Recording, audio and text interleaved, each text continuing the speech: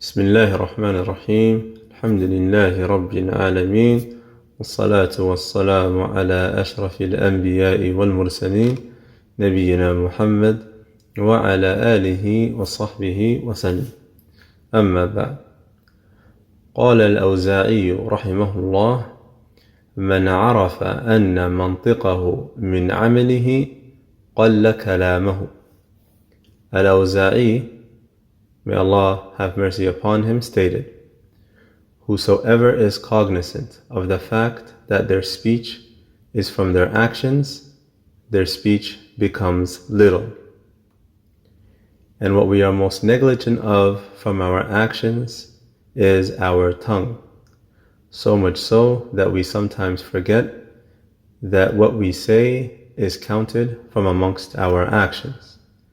And so the one who is always conscious that what he or she says is counted from amongst their actions, then their speech will be little, so as to be cautious not to fall into sin by saying that which displeases Allah subhanahu wa ta'ala. And likewise, in our current time, with the increase of fitna and with the increase of evil, increases the many different ways we may fall into sin if we are not cautious, and that being negligent of this matter will have us sinning from morning till night without even considering that we are falling or that we are filling our books of deeds with evil by the minute, if not by the second. And this evil is the evil of social media, whereby previously you would have to worry about lowering your gaze and being careful of doing that which is impermissible outside of your home. But now it has been brought into the palm of your hands. And just as this narration of the illustrious Imam Al-Awza'i rahimahullah has stated, that whoever is cognizant of the fact that their speech is from their actions, then similarly, the one that is cognizant of the fact that their usage of social media is also counted from their actions and is being recorded by the angels, then their usage of it would be little, if not non-existent.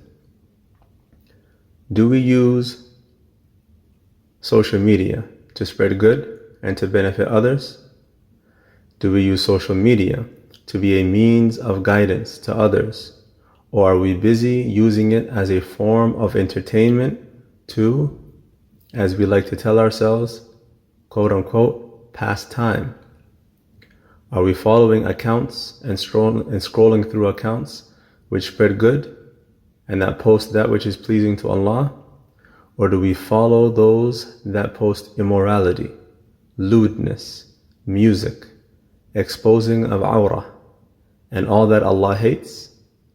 Do we make excuses for ourselves to continue to follow such accounts and tell ourselves that we will follow them and quote unquote take the good and leave the evil? Or that there is some sort of benefit that we are getting from such accounts that makes it somehow permissible for us to continue to follow them or visit them, even though we continuously see, watch, and even like and share the things that they post which are impermissible and hated to Allah subhanahu wa ta'ala.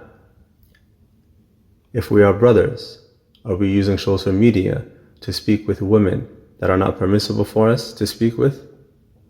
Looking at pictures and videos, spending hours and hours watching impermissible videos with the excuse that it is funny or humorous, or that we are simply coming across them without any effort of our own. Who are we fooling but ourselves?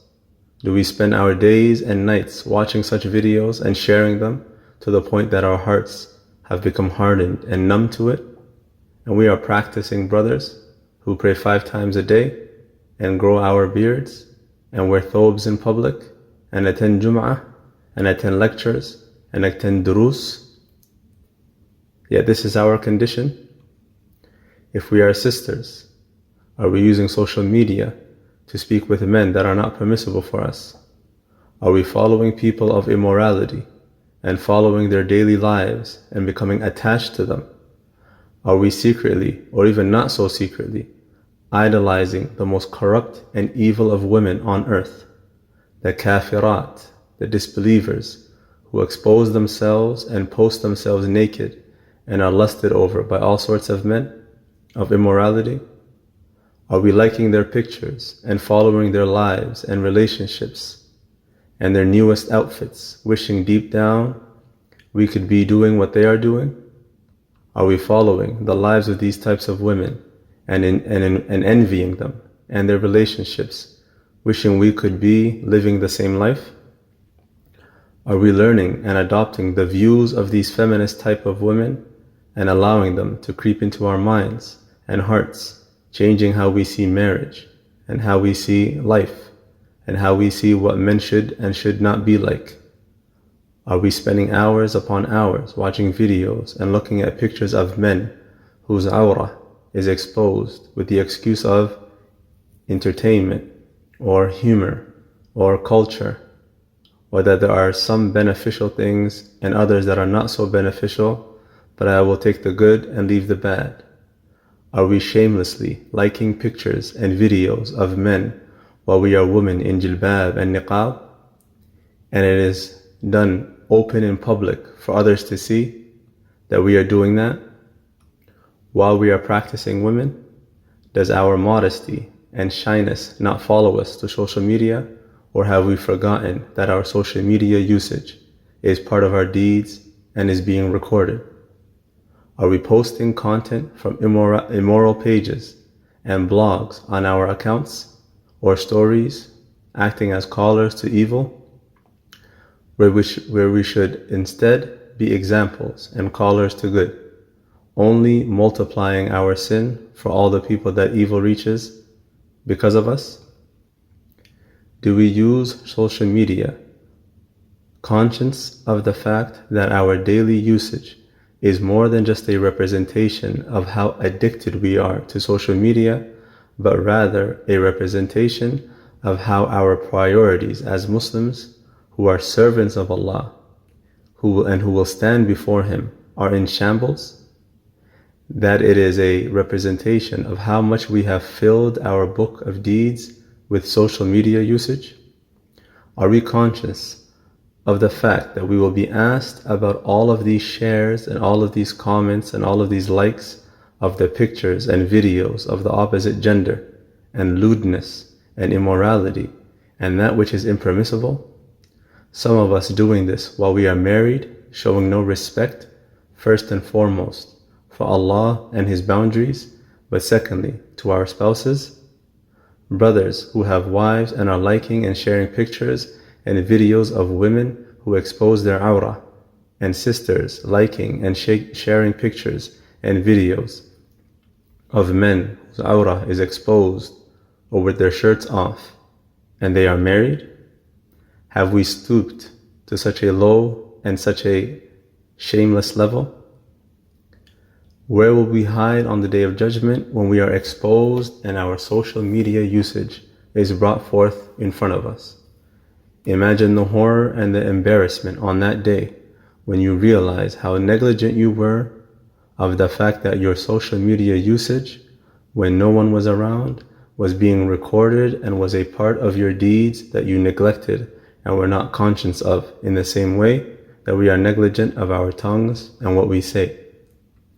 What will you do now if you die and all that you have liked on Twitter or Instagram and all that you commented on and endorsed and praised of haram and impermissible matters, all that you saved to go back to later is recorded, and the likes and retweets are all there for the world to see even after you have passed away?